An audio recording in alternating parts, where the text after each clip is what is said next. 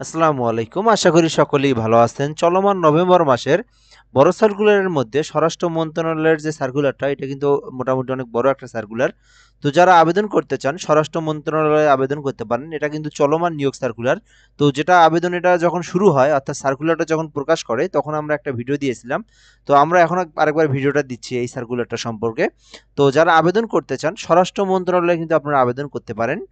মোটামুটি এসএসসি পাশেও কিন্তু এখানে অনেক বড় একটা সার্কুলার আছে, ৪৯টি পদ আছে। এছাড়াও এখানে অনেক কয়টা পদ আছে। আমরা এই সার্কুলারটা সম্পর্কে বিস্তারিত আলোচনা করব।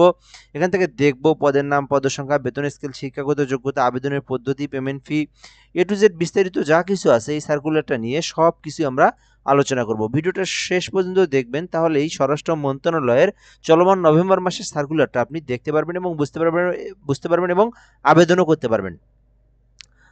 তো তার আগে একটু বলে নেই, এই চ্যানেলটাতে অবশ্যই সাবস্ক্রাইব করে রাখবেন। বাংলাদেশের সকল সরকারি চাকরির সার্কুলার এই চ্যানেলটাতে আপলোড দেওয়া হয়। অবশ্যই আমাদের সঙ্গে যুক্ত থাকবেন, সাবস্ক্রাইব করে রাখবেন। আশা করি ভালো সার্কুলারগুলো সবার আগে আপনি জানতে পারবেন ইনশাআল্লাহ। তো স্বরাষ্ট্র মন্ত্রণালয়ের যে সার্কুলারটা, এটাতে কিন্তু বাংলাদেশের যেকোনো জেলার যেকোনো প্রার্থী চাইলে আবেদন করতে পারবে, অর্থাৎ 64 জেলার যেকোনো প্রার্থী চাইলে আবেদন করতে পারবে। নারী পুরুষ সকলেই আবেদন করতে পারবে এবং এটা অনলাইনের মাধ্যমে আবেদন হবে এবং এই পরীক্ষাটা কিন্তু ঢাকাতেই হবে এবং পরীক্ষার পরে নিয়োগও কিন্তু আপনার ঢাকাতেই হবে। এই বিষয়গুলো আমরা প্রথমেই বলে দিলাম। এরপর এখান থেকে ১ নম্বরে দেখব ৬০ মুদ্রাক্ষরিক কাম কম্পিউটার অপারেটর ১৩ গ্রেডের, যেটা ১১,০০০ থেকে ২৬,৫৯০ টাকা বেতন স্কেল, যেটা আপনার চাকরি হলে যে বেতন হবে আরকি ১৩ গ্রেডের। সো পদসংখ্যা যেটা, এই পদে ১৫ জনকে নিয়োগ দেওয়া হবে, অর্থাৎ ১৫টি পদ আছে এটাতে। তো আবেদন করতে চাইলে শিক্ষাগত যোগ্যতা যেটার প্রয়োজন সেটা হচ্ছে শুধুমাত্র অনার্স অথবা ডিগ্রি পাস অথবা ফাজিল পাস করলেই আপনারা ৬০ মুদ্রাক্ষরিক কাম কম্পিউটার পদে আবেদন করতে পারবেন। এবং শিক্ষাগত যোগ্যতার পাশাপাশি আপনাকে কম্পিউটারের যে টাইপের গতি এটা কিন্তু আপনার থাকতে হবে, বাংলাতে ৪৫ এবং ইংরেজিতে ৭৬। এরপর আমরা ২ নম্বরে দেখব কেশিয়ার ১৪ গ্রেডের একটি পদ। শুধুমাত্র অনার্স এবং ডিগ্রি পাস করতে হবে। তবে অবশ্যই যেহেতু কেশিয়ার পদ সেক্ষেত্রে বাণিজ্য বিভাগ থেকে অনার্স পাস করছেন অথবা ডিগ্রি পাস করছেন বাণিজ্য বিভাগ থেকে তাহলে আপনারা আবেদন করতে পারবেন। ৩ নম্বরে আছে অফিস সহকারী কাম কম্পিউটার মুদ্রাক্ষরিক ২০টি পদ আছে।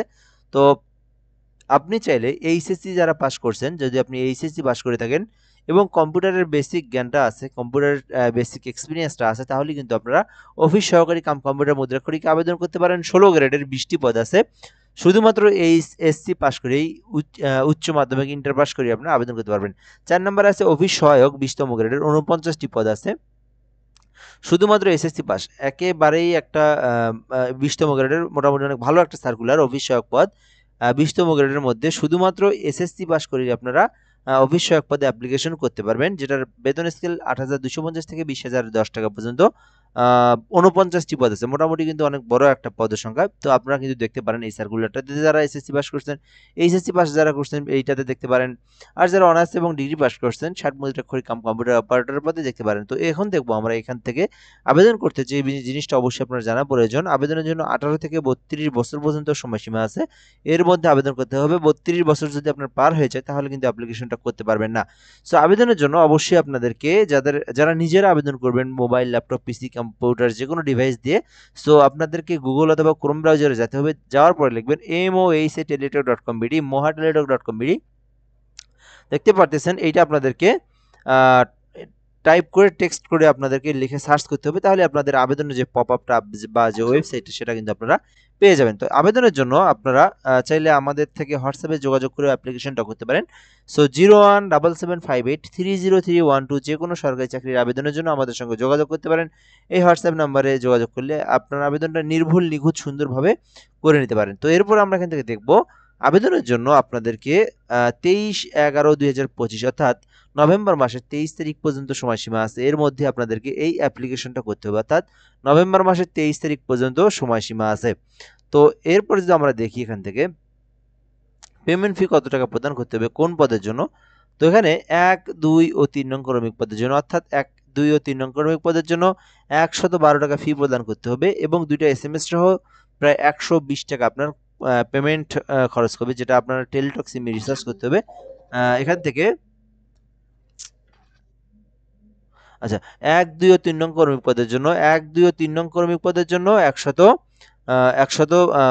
টাকা খরচ হবে এবং 4 নং কর্মী পদের জন্য 56 টাকা, অর্থাৎ যেটা অফিস সহায়ক পদ দেখলেন আপনারা, এইটাতে 56 টাকা পেমেন্ট ফি খরচ হবে। তো এই ফি প্রদান করে আপনাদেরকে কিন্তু অ্যাপ্লিকেশনটা করতে হবে। যেখানে দেখতেই পারতেছেন এখানে যে কিভাবে আপনারা ফিটা প্রদান করবেন। এই যে অপশন দেওয়া আছে MOEC, তারপরে যে ইউজার আইডি যেটা আছে অ্যাপ্লিকেশনের, সেই ইউজার আইডি দিয়ে কিন্তু 16222 নাম্বার আপনাদেরকে ফার্স্ট SMS করতে হবে। পরবর্তীতে কিন্তু আপনাদেরকে 162 পেমেন্ট করতে হবে। পরবর্তীতে যে পিনটা আসবে সেটা দিয়ে আপনাদেরকে আবার রিপ্লে একটা পেমেন্ট মেসেজ দিতে হবে, মহা space yes space pin number যেটা আছে সেটা দিয়ে 16222 নাম্বার যেটা আছে টেলিটকের, এটা দিয়ে কিন্তু আপনাকে পেমেন্টটা পাঠিয়ে দিতে হবে। তো যখন আপনার পেমেন্টের টাকাটা কেটে নেবে তখনই কিন্তু আপনার অ্যাপ্লিকেশনটা হবে। দেন আপনাদের পরীক্ষার আগে SMS আসবে, সেই SMS দিয়ে কিন্তু আপনাদেরকে এডমিট কার্ড বের করে নিয়ে পরীক্ষা দিতে যেতে হবে। সো এটা হলো মূলত নভেম্বর মাসের স্বরাষ্ট্র মন্ত্রণালয়ের যে নিয়োগ সার্কুলারটা, এটা হচ্ছে আমরা আলোচনা করলাম। তো এখানে যেটা মেইন বিষয় সেটা 23 তারিখ পর্যন্ত এই সার্কুলারে আপনারা আবেদন করতে পারবেন, অর্থাৎ 23 তারিখ আগামী নভেম্বর 23 তারিখ পর্যন্ত আবেদন করতে পারবেন। সো এই সার্কুলার নিয়ে যদি কারো কোনো কিছু বুঝতে সমস্যা হয় তাহলে এই কমেন্ট বক্সে, ভিডিওর কমেন্ট বক্সে বলতে পারেন, এবং যদি আবেদন বা অ্যাপ্লিকেশনটা করে নিতে চান যেটা আর কি, তো আমাদের মাধ্যমে করে নিতে পারেন। যে কোনো সরকারি চাকরির অ্যাপ্লিকেশন তো যোগাযোগ করতে পারেন। আর যদি এই সার্কুলার নিয়ে তো সেটা তো বলেই দিলাম, যদি কোনো সমস্যা হয় বলতে পারেন। এবং আরও নিয়োগ সার্কুলারগুলো দেখতে চাইলে আমাদের ভিডিও শেষে পপ আপ দেওয়া হবে, ওখান থেকে আপনারা দেখে নিতে পারেন। সো এ পর্যন্ত ভিডিওটা, ধন্যবাদ, ভালো থাকবেন। অবশ্যই এই চ্যানেলটাতে সাবস্ক্রাইব করে আমাদের সঙ্গে যুক্ত থাকবেন। আসসালামু আলাইকুম।